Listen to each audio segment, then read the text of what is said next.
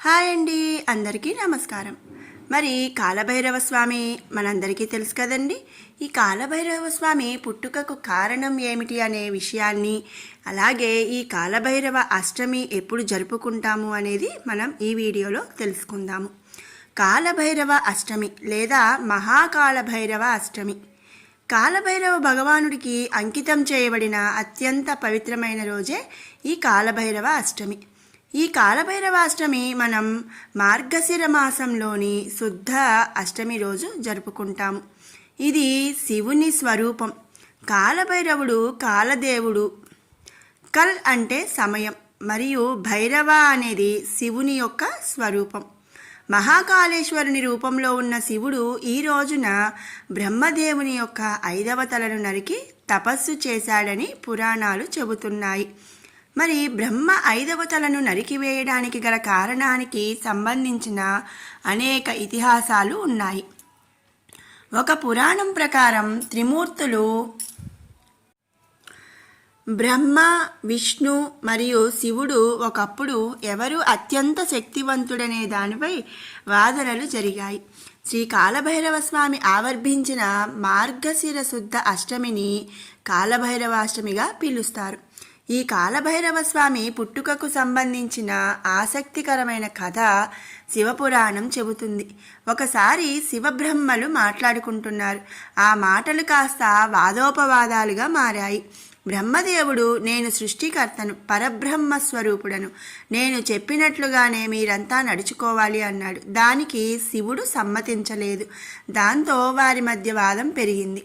సమస్య పరిష్కారం కొరకు శృతి ప్రమాణం కదా, అందుకని వేదాలని పిలుద్దామని వేదాలను పిలిచారు. వాగ్వాదం సమయంలో బ్రహ్మ శివుని ఆగ్రహానికి గురిచేసే ఒక వ్యాఖ్యను పలికాడు. అకస్మాత్తుగా అతని శరీరం నుండి భైరవుడిని ఉత్పత్తి చేసి బ్రహ్మ యొక్క తలను నరికివేయమని ఆదేశించాడు. ఇక సామవేదము తరువాత సామవేదమును పిలిచి అడిగారు, 3 కన్నులున్నవాడెవడు ఉన్నాడో, ఎవరు ఈ లోకమునంతటిని తిప్పుతున్నాడో, ఆ తిప్పుతున్న వాడిని ఏ యోగులు ఉపాసన చేస్తున్నారో, ఏ యోగులకి ఉపాసన చేత జ్ఞానమునందు తెలియబడుతున్నాడో, ఎవరు తనలో తాను రమిస్తూ ఉంటాడో అటువంటి శివుడు పరబ్రహ్మము అని చెప్పింది. ఆ తర్వాత అధర్వణ వేదము. పిమ్మట ఈ అధర్వణ వేదము ఏ మహానుభావుడిని భక్తులందరూ సంసార సముద్రమును దాటి దుఃఖమును పోగొట్టుకొని ఆనందమును తెలుసుకోవడానికి ఉపాసన చేస్తున్నారో అటువంటి పరమశివుడు పరబ్రహ్మము అని చెప్పింది. అంటే సృష్టి చేసింది మనం కాదు, నిలబెట్టింది మనం కాదు, వేరొకడున్నాడు, తెలుసుకో అని శాస్త్ర ప్రమాణం. 4 వేదములు కూడా అవే చెప్తున్నాయి. ప్రణవం.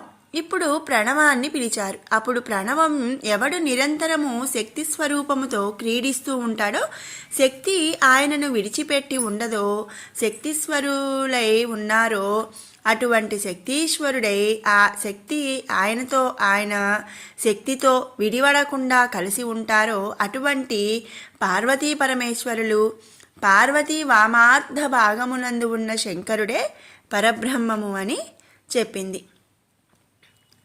మరి ప్రణవం చెప్పిన మాటను వాళ్ళు అంగీకరించలేదు. ఈ మాటలు రుచించకపోతే ఇప్పుడు ఈశ్వరుడు దండించవలసి ఉంటుంది. కాబట్టి ఈశ్వరుడు అంతటా నిండిన పరబ్రహ్మము జ్యోతిగా మారాడు.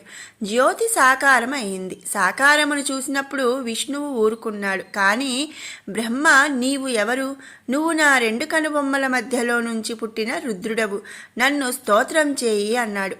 బ్రహ్మలో మార్పు లేదు. ఆయన దండింపబడాలి. కాబట్టి ఇప్పుడు ఆ జ్యోతి ఘోర రూపమును పొందింది. శంకర, ఏమి నీ ఆజ్ఞ అని అడిగాడు. బ్రహ్మ అహంకారంతో మాట్లాడుతున్నాడు. 5వ తలను తీసివేయి అన్నాడు. అప్పుడు ఈశ్వర రూపం ప్రచండ రూపమును పొందింది. దిగంబరమైన రూపంతో బ్రహ్మ 5వ తలను గోటితో గిల్లేసింది. ఆ రూపమే ఈ కాలభైరవ స్వరూపం. ఇలా జరిగేసరికి బ్రహ్మ భయపడిపోయి 4 తలకాయలు అమ్మవారి చేతుల కింద పెట్టేసి, ఈశ్వరా, నేను చేసిన పొరపాటు మన్నించి ఉదారుడవై నన్ను కాపాడు అన్నాడు. అప్పుడు శంకరుడు కాలభైరవునితో, నీవు కాలము వలె ప్రకాశించుచున్నావు. కాలము ఎలా వెళ్ళిపోతూ ఉంటుందో అలా ఉంది నీ నడక. నీ నడకలో బ్రహ్మ తల తెగిపోయింది. కాబట్టి నిన్ను ఈ రోజు నుండి కాలభైరవ అని పిలుస్తారు. కాలభైరవ, నీవు ఎంత గొప్పవాడవైనా బ్రహ్మతల తెంపేశావు కాబట్టి నీకు బ్రహ్మహత్యా పాతకం అంటుకుంటుంది. ఈ 5వ తలకాయ పుర్రెను చేతిలో పట్టుకొని 12 సంవత్సరములు భిక్షాటన చేసి ఆ కపాలంలో తిను. అప్పుడు నీ బ్రహ్మహత్యా పాతకం పోతుంది అని చెప్పాడు. బ్రహ్మహత్యా పాతకమును తొలగించుకునేందుకు బ్రహ్మ కపాలాన్ని చేతిలో ధరించి అనేక క్షేత్రాలలో పర్యటించిన తనకు సోకిన బ్రహ్మహత్యా పాతకము తొలగకపోవడంతో కాలభైరవుడు శ్రీ మహావిష్ణువు వద్దకు వెళ్ళి ప్రార్థించాడు. కాలభైరవుడి ప్రార్థన విన్న శ్రీ మహావిష్ణువు, కాలభైరవ, నీవు శివుడి పుత్రుడవు కనుక శివుడితో సమానుడవు. బ్రహ్మదేవుడి గర్వమును అణుచుటకు జనించిన వాడవు. నీవు ఎన్ని తీర్థయాత్రలు చేసినా ఉపయోగం లేదు. కనుక నీవు కాశీక్షేత్రానికి వెళ్ళు. కాశీక్షేత్రంలో అడుగుపెట్టినంతనే నీ బ్రహ్మహత్యా పాతకం భస్మమైపోతుందని సలహా ఇచ్చాడు. విష్ణుమూర్తి సలహా మేరకు కాలభైరవుడు కాశీనగరానికి చేరుకోవడంతోనే బ్రహ్మహత్యా పాతకం తొలగిపోగా బ్రహ్మకపాలాన్ని కాశీలో పూడ్చిపెట్టాడు. కపాలం పూడ్చిపెట్టిన చోట ఏర్పడిన తీర్థమే నేటి కాశీక్షేత్రంలోని కపాలమోక్ష తీర్థం. కాశీలో కాలభైరవుడు విశ్వనాథలింగాన్ని భక్తితో పూజించి తరించాడు. విశ్వనాథుడు భక్తికి మెచ్చి కొన్ని వరాలు ఇచ్చాడు. కాలభైరవ, ఎవడు ఈశ్వరుని ధిక్కరించి బ్రతుకుతాడో వాడి ప్రాణోత్క్రమణము అవగానే నువ్వే కనపడతావు. దీనిని భైరవయాతన అంటారు.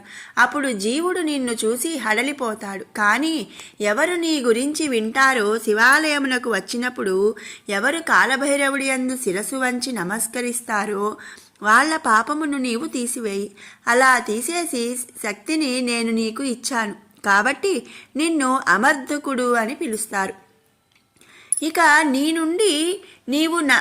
నుండి నీవు నా దేవాలయాలలో క్షేత్రపాలకుడిగా ఉంటావు.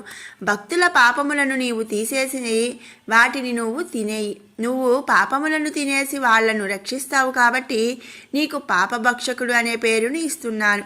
నిన్ను కాశీక్షేత్రమునకు అధిపతిగా ఉంచుతున్నాను.